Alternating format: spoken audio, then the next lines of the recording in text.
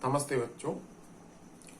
व्यष्टि अर्थशास्त्र वाला अध्याय 1 जो है उसमें मैंने आपको महत्व के 4 पॉइंट बताया था। अब 5वें पॉइंट पर हम आएंगे।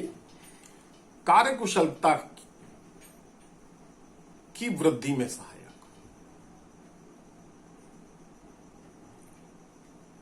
कार्यकुशलता की वृद्धि में सहायक कैसे भाई? अरे आपका कपड़ा, रेडीमेड कपड़े बनाने का कारखाना है और उस कारखाने में आप प्रोडक्शन कर रहे हैं। प्रोडक्शन करके अच्छी क्वालिटी का माल प्रोडक्शन करके मार्केट के अंदर में जब आप अधिक से अधिक बिक्री करेंगे तो अधिक से अधिक लाभ कमाएंगे, है ना। अब ये लाभ आपके लिए क्या काम कर रहा है? प्रेरणा का काम कर रहा है। तो वैसे ही यहां पर ये बताया गया है कि व्यष्टि अर्थशास्त्र में व्यक्तिगत इकाइयों का अध्ययन करने से बहुत सी कमियों का पता लग जाता है और उन कमियों को दूर करके हम अपने प्रोडक्शन को बढ़ाकर अपने लाभों में भी वृद्धि कर सकते हैं और कार्यकुशलता में भी सुधार ला सकते हैं। ये लिखना है इसमें। इसके बाद नंबर अगला है 6वां नंबर, सरकारी नीति निर्माण में सहायक। देखिए, एक सरकार जो है वो सरकारी नीति का जब निर्माण करती है तो उसे एक पिता के भांति, एक जिम्मेदार पिता के भांति अपने सभी बच्चों पर ध्यान देना पड़ता है। जैसे सरकार के सामने सीमेंट उद्योग भी है, लोहा इस्पात उद्योग भी है, प्लास्टिक उद्योग भी है, दवाइयों का उद्योग भी है। उसे अब सरकार उस पर टैक्स लगाती है। जीएसटी नया सिस्टम आ गया है, अकाउंटेंसी में आपको जीएसटी भी पढ़ना पड़ेगा। तो यहां पर अब देखिए, शुरू में क्या हुआ था, कपड़ों पर जीएसटी 28% लग गया। कीमतें बढ़ गई कपड़ों की, मांग कम हो गई, प्रोडक्शन कम हो गया। फिर व्यापारियों की जो चैम्बर ऑफ कॉमर्स है उनने वाणिज्य मंत्री, वित्त मंत्री, प्रधानमंत्री वगैरह से मिलकर बताया कि साहब इसमें तो बहुत प्रॉब्लम हो रही। यदि वो प्रोडक्शन कम हो जाएगा, बिक्री कम हो जाएगी तो आपको राजस्व कम मिलेगा, आपको टैक्स भी कम मिलेगा। तो फिर उनके समझ में आया 18% और आगे चल के 5% भी कर सकती है सरकार, ताकि माल ज्यादा बिके। माल बल्क मात्रा में बिकेगा तो सरकार के पास उतने से उतने ज्यादा क्या पहुंचेगा? राजस्व, टैक्स पहुंचेगा। तो सरकारी नीति जो है, सरकारी कर नीति है, सरकार की श्रमिकों के लिए नीति है, सरकार की और भी अलग अलग प्रकार की नीति, लाइसेंस लेने की नीति है।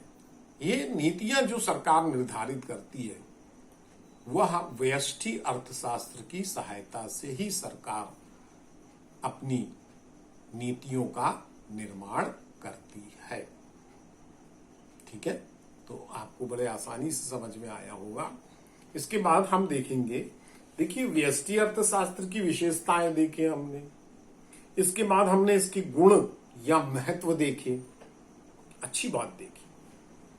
तो इसका कुछ हर चीज का सकारात्मक पहलू है तो नकारात्मक पहलू भी है, नेगेटिव बात भी है, पॉजिटिव है तो नेगेटिव भी है। तो उसके दोष हैं, 4 दोष आपकी पुस्तक में दिए हुए। पहला दोष दिया हुआ है, संपूर्ण अर्थव्यवस्था का सही चित्रण नहीं। बात तो वही आएगी कि व्यष्टि अर्थशास्त्र में व्यक्तिगत इकाइयों, उद्योग है, परिवार है, आय है, इनका अध्ययन किया जाता है। चूंकि जब व्यक्तिगत इकाइयों का अध्ययन किया जाता है तो इस अध्ययन से संपूर्ण अर्थव्यवस्था का चित्र प्रस्तुत नहीं हो सकता। वो केवल व्यक्तिगत इकाइयों का चित्र प्रस्तुत होता है। तो संपूर्ण अर्थव्यवस्था को समझने में यह सहायक नहीं होती। नंबर 2 पॉइंट दिया हुआ अवास्तविक मान्यताओं पर आधारित। अब अवास्तविक मान्यताएं क्या हैं? मैंने आपको बताया था पूर्ण रोजगार कि अर्थशास्त्रियों ने मान लिया था ये आज से 50 साल पहले, 100 साल पहले, कि आगे चल के दुनिया तरक्की करेगी तो पूर्ण रोजगार की अवस्था आएगी। आप खुद बताइए, क्या आज पूर्ण रोजगार की अवस्था आई? अमेरिका जैसे विकसित देश में भी पूर्ण रोजगार की अवस्था नहीं। तो पूर्ण रोजगार की जो मान्यता है वो कैसी हो गई? अवास्तविक हो गई। ऐसी पूर्ण प्रतियोगिता की मान्यता जो है वो भी अवास्तविक होगी। तो आपको 2 बिंदु डैश करके इसमें बताना है कि व्यष्टि अर्थशास्त्र जो है अवास्तविक मान्यता जैसे पूर्ण प्रतियोगिता या पूर्ण रोजगार पर आधारित है, जो कि उचित नहीं। अब इसके बाद तीसरा नंबर दिया हुआ है संपूर्ण अर्थव्यवस्था में लागू नहीं। माने व्यष्टि अर्थशास्त्र के द्वारा लिया गया निर्णय सारी अर्थव्यवस्था के लिए लागू हो जाएगा, यह सही नहीं है। जैसे उदाहरण के लिए समझिए, ऐसे ही लिखना भी है आप कि एक व्यक्ति के लिए बचत करना बहुत अच्छा हो सकता है, लेकिन भारत देश के सभी व्यक्तियों द्वारा बचत बढ़ा दी जाएगी तो फिर उपभोग में खर्चा कौन करेगा? बाजार में रौनक कहां से आएगी? मांग कैसी बढ़ेगी? कारखाने कैसे खुलेंगे? रोजगार की वृद्धि कैसी होगी?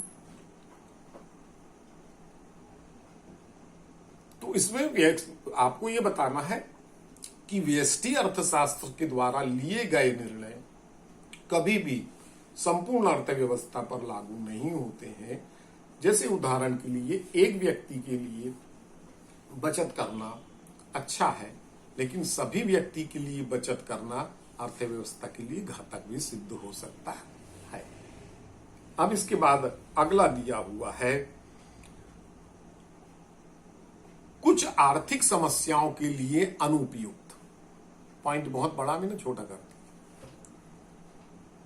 अब कुछ आर्थिक समस्याएं बेटे ऐसी हैं जिसके लिए व्यष्टि अर्थशास्त्र अनुपयुक्त। जैसे सरकार की टैक्स नीति सरकार जब बनाती है तो अपने खर्चों को देखकर बनाती है, तो वहां पर व्यष्टि अर्थशास्त्र कोई मदद नहीं करेगा। सरकार की राष्ट्रीय आय, रोजगार, सरकार की मौद्रिक नीति, ये कुछ ऐसी विषय हैं जिसका अध्ययन व्यष्टि अर्थशास्त्र के द्वारा किया ही नहीं जा सकता। आपको ये बात बहुत अच्छे से समझ में आई होगी। आधा पार्ट ही कंप्लीट होते आ रहा है। आगे आने वाला जो पार्ट है, पार्ट का आगे आने वाला भाग जो है वो है समष्टि अर्थशास्त्र। मैं इसको हल्का सा आपको एक परिचय देता हूं और कल के वीडियो में हम समष्टि अर्थशास्त्र जो है उसको पढ़ेंगे। तो समष्टि अर्थशास्त्र, जैसे मैंने नाम से ही बताया था कि समष्टि अर्थशास्त्र जो है उसको व्यापक अर्थशास्त्र के नाम से भी जाना जाता है। अब बोले व्यापक अर्थशास्त्र कैसे हुआ सर? देखिए भाई, व्यष्टि अर्थशास्त्र में जो अध्ययन हो रहा है वो अध्ययन एक व्यक्ति, एक परिवार, एक उद्योग, एक फर्म, एक व्यक्ति की आय, इस पर अध्ययन हो रहा है। तो ऐसी स्थिति में समष्टि अर्थशास्त्र में इसके ठीक विपरीत होता है। इसमें एक व्यक्ति की आय के बारे में चर्चा ना करके राष्ट्रीय आय के बारे में चर्चा की जाती है। हमारे कारखाने में रोजगार की स्थिति के बारे में चर्चा ना करके पूरे भारत, संपूर्ण भारत में रोजगार के बारे में चर्चा की जाएगी। यहां पर साथ में व्यक्तिगत कीमत, माने मेरे कारखाने में उत्पादित ये कपड़े की कीमत क्या है, ये उधर व्यष्टि अर्थशास्त्र में निर्धारित होता है, लेकिन समष्टि अर्थशास्त्र में महंगाई के बारे में सरकार चर्चा करती है। तो देखिए, सोचने का तरीका जो है वो बहुत व्यापक हो गया, इसलिए इसको व्यापक अर्थशास्त्र कहा गया। और इसका जो है आय एवं रोजगार के सिद्धांत के नाम से भी प्रोफेसर सुल्ज ने इसको पुकारा है।